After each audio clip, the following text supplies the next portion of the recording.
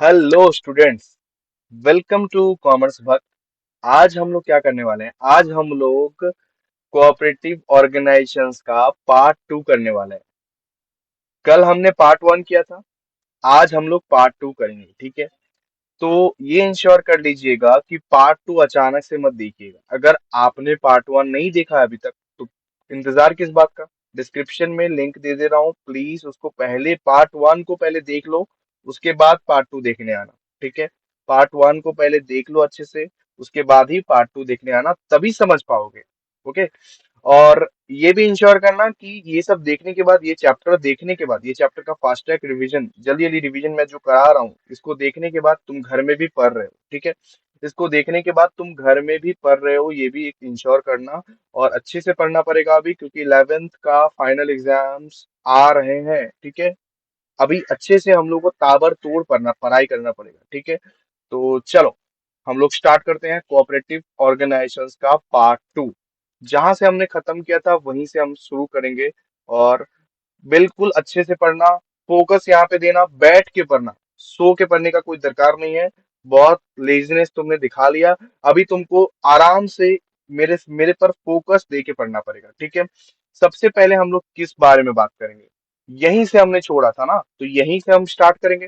Different type of cooperative society. कितने types of cooperative society रहते हैं? सबसे पहला, कंज्यूमर्स कोऑपरेटिव सोसाइटी। मैं बहुत फास्ट तक जाऊंगा किंतु, ठीक है, वापस घर में बैठ के पढ़ना है ये सब। कंज्यूमर्स कोऑपरेटिव सोसाइटी, ये मतलब किस लिए क्रिएट किया जाता है? कंज्यूमर कोऑपरेटिव सोसाइटी कंज्यूमर्स के द्वारा ही क्रिएट किया जाता है, क्योंकि उन्हें मतलब, मान लो कि हम मार्केट में जाते हैं और मार्केट प्राइस अगर हमको हाई लगता है, तो हम क्या कर सकते हैं? अपने कंज्यूमर को, अपने बहुत सारे कंज्यूमर को इकट्ठे करके, बहुत सारे हम मतलब हमारे जैसे, हमारे तुम्हारे जैसे लोगों को इकट्ठा करके हम एक कंज्यूमर कोऑपरेटिव सोसाइटी क्रिएट कर सकते हैं, जो कि एक समूह, जो कि एक संगठन कहलाएगा। वो संगठन किससे परचेज करेगा? वो संगठन परचेज करेगा सीधा मैन्युफैक्चरर से, और अपने मेंबर्स को ही बेच दिया जाएगा वो सब सामान परचेज करके। मैन्युफैक्चरर या तो मिडिल मैन से हम लोग अगर परचेज करेंगे, और सीधा सीधा उसी व्यक्ति, सीधा हम ही सबको बेच दिया जाएगा, सीधा इसी मेंबर्स को बेच दिया जाएगा रीजनेबल प्राइसेस में, तो कितना अच्छा हो जाएगा ना, है ना? हाँ ना बोलो, जल्दी से बोलो, हाँ ना बोलो। सही बात है ना कि कंज्यूमर कोऑपरेटिव सोसाइटी बहुत जरूरी है। ठीक है, मैं तुमको देख रहा हूँ, ये मत समझना कि मैं तुमको बिल्कुल नहीं देख रहा हूँ। मैं तुमको देख रहा हूँ, मेरे अंदर अंतर की शक्ति है। चलो, अब आगे बढ़ते हैं। प्रोड्यूसर्स कोऑपरेटिव मतलब क्या होता है?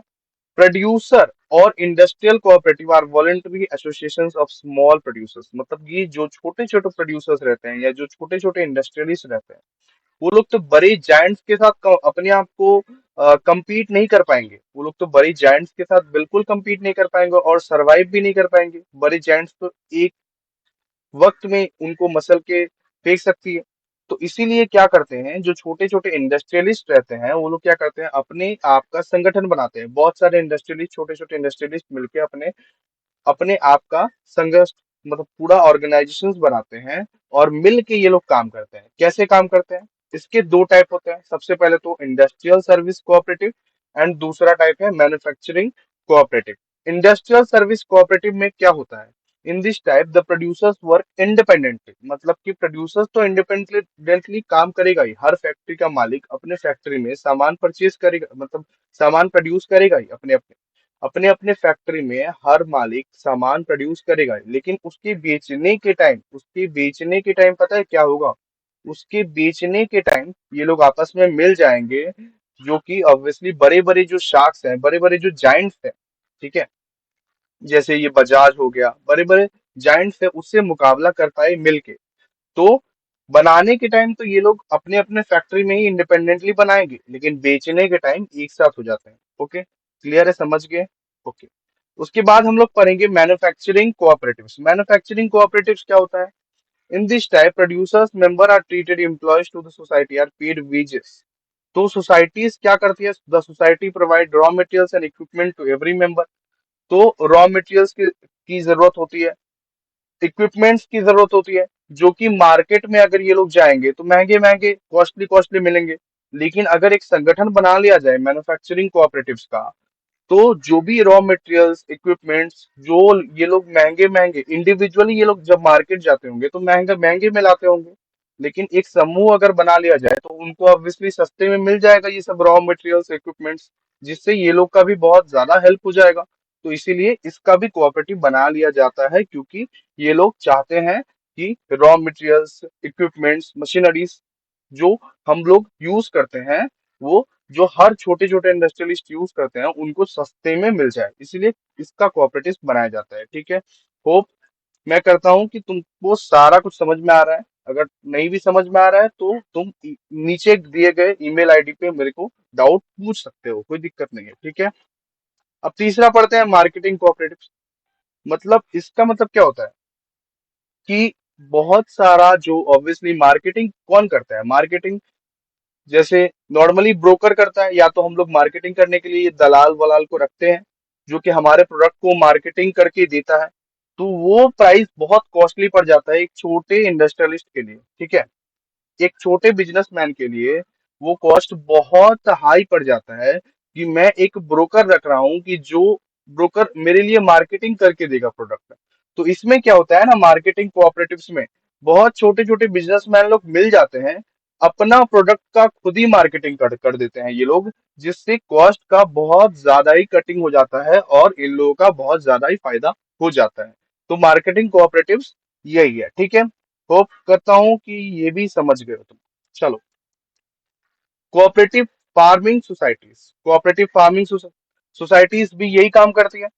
मतलब छोटे छोटे जो किसान होते हैं जिसके पास थोड़े थोड़े से ऑब्वियसली लैंड है, ज्यादा उनके पास ऑब्वियसली लैंड होल्डिंग नहीं है, छोटे छोटे लैंड होल्डिंग है, उसमें वो लोग क्या करते हैं, मतलब थोड़े थोड़े से क्वांटिटीज उगेंगे, तो वो लोग क्या करते हैं जितने भी क्वांटिटीज उगे, मतलब सारे के सारे, इसमें भी क्या होता है, सारे के सारे फार्मर्स छोटे छोटे फार्मर्स मिलके एक संगठन बनाते हैं, एक ऑर्गेनाइज बनाते हैं, जिधर अपने सामान को इकट्ठा करके बेचते हैं मार्केट में, जो कि ऑब्वियसली इतने ह्यूज इतने बल्क सामान का सही प्राइस तो होगा ही। तो अपने सामान या अपने जैसे कि किसी ने गेहूं उगाए, किसी ने 5 किलो गेहूं उगाए, किसी ने 10 किलो गेहूं उगाए, किसी ने 15 किलो गेहूं उगाए, इसको इकट्ठे करके हम लोग अगर बेचेंगे मार्केट में तो उसका अच्छा दाम मिलेगा ना हमको। लेकिन अगर कोई नॉर्मली इंडिविजुअली ही 5 किलो गेहूं को बेचने जाएगा तब क्या ही दाम मिलेगा, उसको तो लिस्टेड प्राइस से बहुत ज्यादा ही कम मिल जाएगा। तो इसीलिए कोऑपरेटिव फार्मिंग सोसाइटी बनाई जाती है। अब नेक्स्ट पढ़ेंगे, हाउसिंग कोऑपरेटिव्स। हाउसिंग कोऑपरेटिव्स क्या है, जिसके पास घर नहीं है वो लोग भी अपने एक सोसाइटी या एक कोऑपरेटिव टाइप का बना सकते हैं, वो लोग भी अपने कोऑपरेटिव टाइप का बना सकते हैं कि सालाना, या तो मतलब एक कोऑपरेटिव एक संगठन रहेगा या एक समूह रहेगा, तो अगर वो लोग ऑब्वियसली लोन्स भी इजिली वो लोग मिल सकता है ना, उन लोगों को लोन्स भी इजिली मिल सकता है, या तो वो लोग कुछ महीने महीने में कुछ ईएमआई या तो इंस्टॉलमेंट पे देंगे पैसा, तो उनका भी उसको बहुत अच्छा से ही फायदा होगा, जिससे उनको उनका एक अपना घर हो जाएगा, a house of their own. ठीक है, अर्बन एरियाज में, रूरल एरियाज में तो अपने कैसे घर रहते हैं हम लोग तो देखे हैं, लकड़ी वकड़ी के घर घर रहते हैं, तो वो घर तो ऑब्वियसली टिकाऊ नहीं है। तो हर किसी का सपना होता है कि हमारा घर हो, तो इसी के लिए ये कोऑपरेटिव बनाया जाता है कि हमारा भी एक घर हो, जिससे वो लोग क्या करते हैं महीने महीने में कुछ पैसे देते हैं, या तो लोन्स कहीं पे लेने गए तो एक समूह बना के गए तो लोन्स भी इजिली मिल जाते हैं हमें, लेकिन अकेले गए तो उतना इफेक्टिवली नहीं मिल पाता है ना, इसी चक्कर। ठीक है, उसके बाद हम लोग क्रेडिट कोऑपरेटिव पढ़ते हैं। क्रेडिट कोऑपरेटिव क्या है, these societies are formed by poor people to provide financial help and develop the habit of saving among member. तो ये भी एक संगठन बनाया जाता है, सारे मिलके अगर एक संगठन बना लिए, और गरीब से गरीब पीपल अगर अपने में ही मिलके संगठन बना लिए, एक दूसरे का हेल्प करेंगे, जब किसी को भी क्रेडिट का दरकार रहेगा तो ऑब्वियसली उसको हेल्प करेंगे किसी का, क्योंकि बैंक्स या तो गवर्नमेंट तो उतना ज्यादा तो हमारी हेल्प नहीं करती है, तो ये लोग अपने आप का ही हेल्प कैसे कर सकते हैं, क्रेडिट कोऑपरेटिव बना के अपने का ही संगठन बना लिया, और एक चीपर एक रीजनेबल रेट ऑफ, चीपर नहीं बोलूंगा मैं, लेकिन रीजनेबल रेट ऑफ इंटरेस्ट में ये लोग क्या करते हैं, अपने आप के मेंबर्स को क्रेडिट देते हैं। ठीक है, अब हम लोग पढ़ते हैं एडवांटेजेस। अब हम लोग पढ़ते हैं एडवांटेजेस। ठीक है, एडवांटेजेस मतलब क्या है, हम लोग ऑब्वियसली इसका इज्जत करेंगे अभी, और ये डीमेरिट्स जब पढ़ने जाएंगे तो ऑब्वियसली बेइज्जती करेंगे। सबसे पहले पढ़ेंगे तो सबसे पहले देखो ये ईज ऑफ फॉर्मेशन। और प्लीज बैकग्राउंड साउंड को प्लीज इग्नोर करना, बाहर वाले तो ऑब्वियसली जानते ही हैं कि कैसे, मतलब बैकग्राउंड साउंड साउंड को प्लीज इग्नोर करना और अच्छे से पढ़ो, मेरे साथ ध्यान लगा के पढ़ो, कोई दिक्कत नहीं, ठीक है। सबसे पहले पढ़ेंगे ईज ऑफ फॉर्मेशन। मतलब कोऑपरेटिव सोसाइटीज या ऑर्गेनाइजेशंस फॉर्म करना तो बहुत ज्यादा इजी है। बस 10 मेंबर को लेके आओ और उसको ज्वाइन करवाओ और अपने रजिस्टर करवा लो, बस इजी। कितना इजी ऑफ फॉर्मेशन है, इसीलिए इज ऑफ फॉर्मेशन बोला गया है, ठीक है।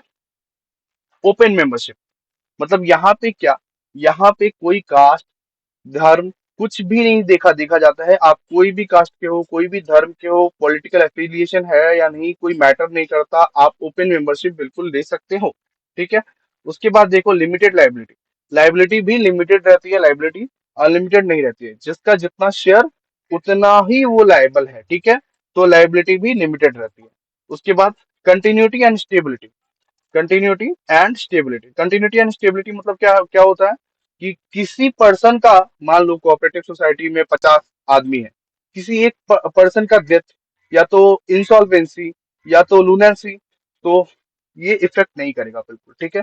कोई अगर कोई है या नहीं है कोई फर्क नहीं पड़ता, मेंबर्स में कम मेंबर्स में go, but the cooperative societies goes on for ever. जब मतलब लॉ ही इसको बनाई है और लॉ ही इसको खत्म करेगी। समझ में आया ना, कंटिन्यूटी एंड स्टेबिलिटी मतलब ये स्टेबल है, ये कभी खत्म नहीं होने वाली जब तक लॉस को खत्म नहीं कर सकता, ठीक है। चलो, ये डेमोक्रेटिक मैनेजमेंट किसको बोलते हैं? Management of cooperative society is a fully democratic. Every member has equal vote. मतलब चाहे, मैं पहले भी बोला हूं और एक बार बोल देता हूं, चाहे तुम्हारे पास 1000 शेयर्स क्यों नहीं हो या चाहे किसी के पास 1 शेयर क्यों नहीं हो, हर किसी को बराबर एक ही वोट मिलेगा और वो एक ही वोट कर सकता है, ठीक है। तो इसी के लिए बोलते हैं डेमोक्रेटिक मैनेजमेंट, ठीक है।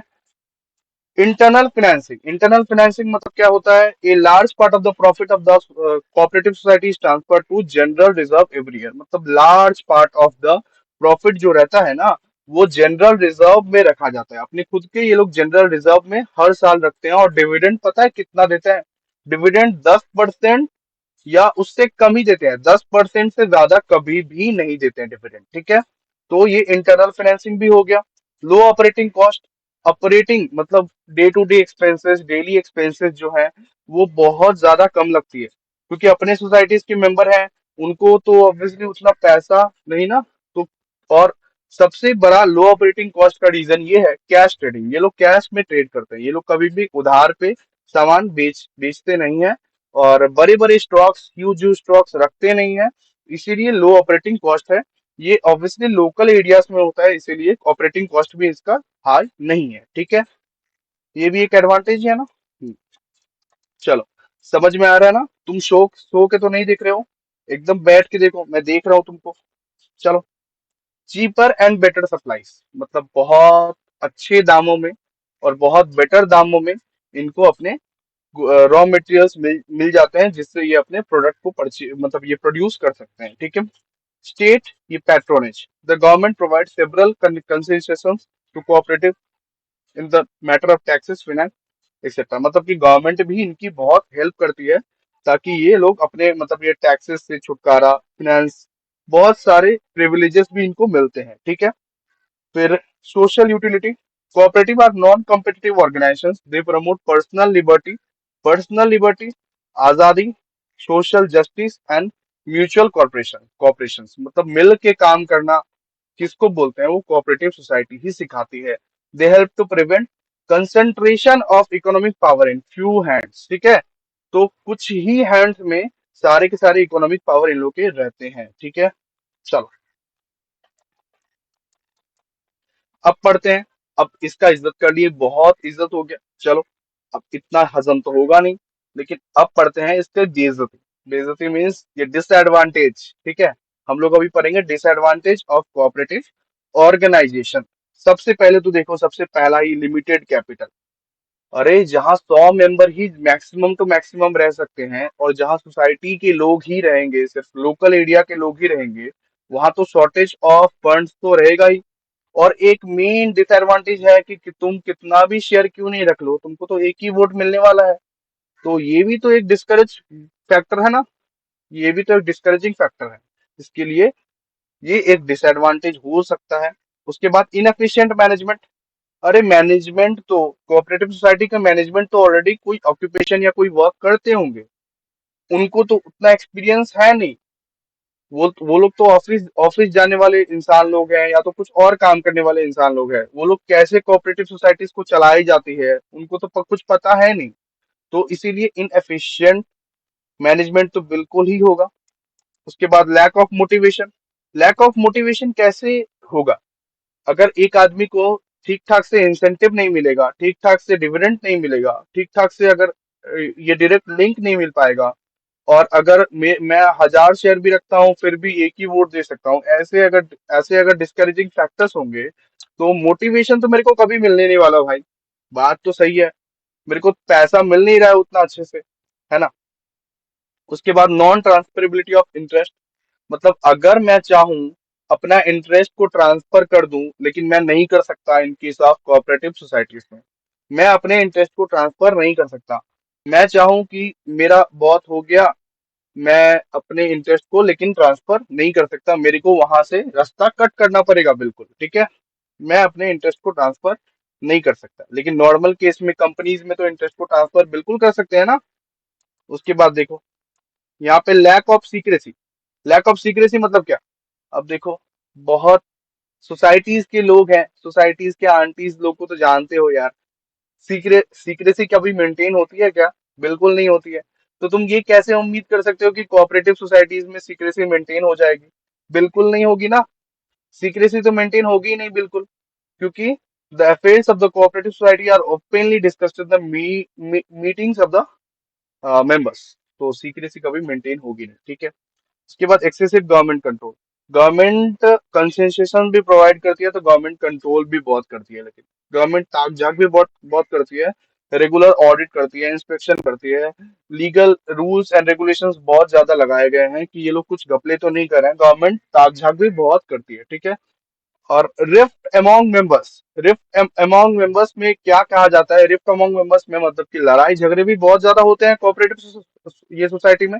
जहां सोसाइटी के मेंबर्स आपस में भिड़े, वहां तो लड़ाई झगड़े तय है ऑब्वियसली। इसी के लिए different sections of the society और जाति धर्म को लेके भी ऑब्वियसली सोसाइटी का मानना तो गलत है ही। अब कितना भी कोऑपरेटिव सोसाइटी में हम लोग एंटर करा ले, लेकिन झगड़े तो होंगे ही, है ना।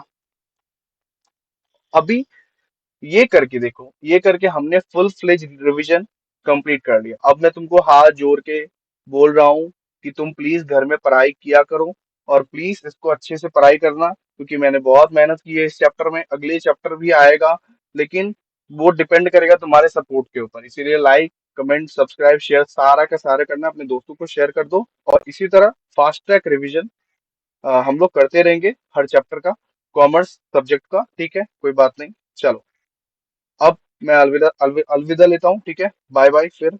और मिलते हैं नेक्स्ट वीडियो में। लेकिन हाँ, ये इंश्योर करना कि तुम पढ़ के आ रहे हो, ये चैप्टर पढ़ के आना, ठीक है। ये चैप्टर पढ़ के आना, मैं कभी कभी पूछूंगा। ओके, मैं कभी कभी कोई दूसरा चैप्टर करते हुए भी मैं पूछ लूंगा, तो इसीलिए करके आना, ठीक है। चलो, बाय।